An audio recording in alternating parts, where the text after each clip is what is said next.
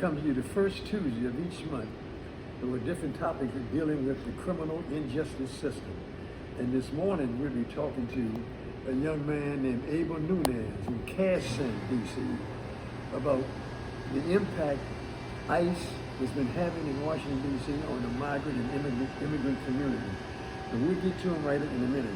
First, we open up with what we call the grapevine. Excuse me, information you can use, the grapevine.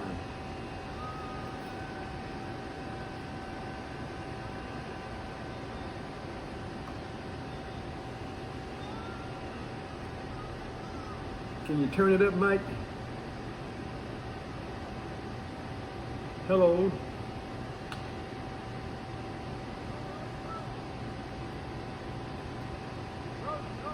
Okay, all right, that's the grapevine. Here we go. Trump's immigration forces deploy less lethal weapons in dangerous ways, skirting rules and maiming protesters. Since President Donald Trump's administration launched high-intensity immigration sweeps this year, federal agents have routinely countered protesters using crowd-control weapons, rubber bullets, flashbang grenades, tear gas, and pepper balls. They have fired on American citizens and non-citizens alike in ways that some experts say might be criminal. The so-called less lethal weapons are designed to break up mobs and engage in dangerous behavior or deter would-be assailants who pose a threat. They aren't intended to kill, but research has shown that weapons can cause devastating injuries or death. Federal guidelines generally prohibit agents from targeting the head, neck, and throat, or spine when firing projectiles like rubber bullets or pepper balls. Orders are set. A backlash is brewing against companies helping ICE. There's a big swell going all over the country in regards to big box retailers supporting ICE's aggressive tactics.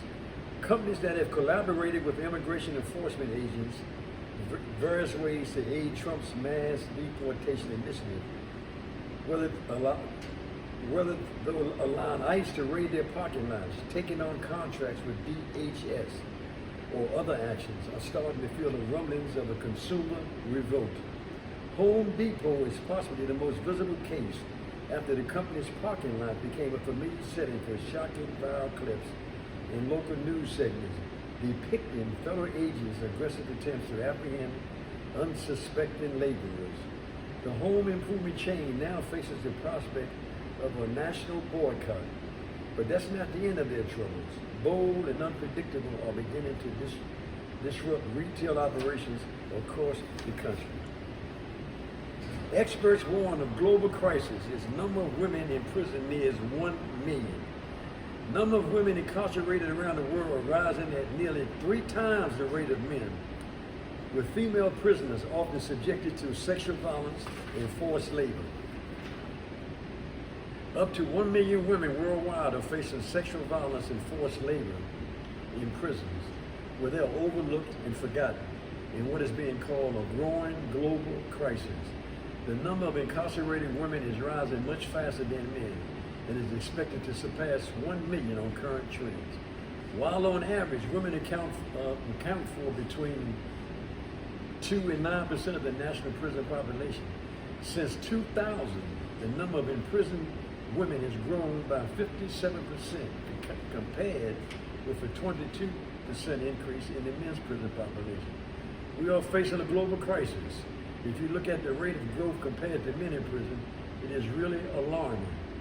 Women are often an afterthought, and they face very harsh, difficult conditions where their needs for hygiene and sanitary items are unmet in most cases. And that's been it. That's been what we call the grapevine.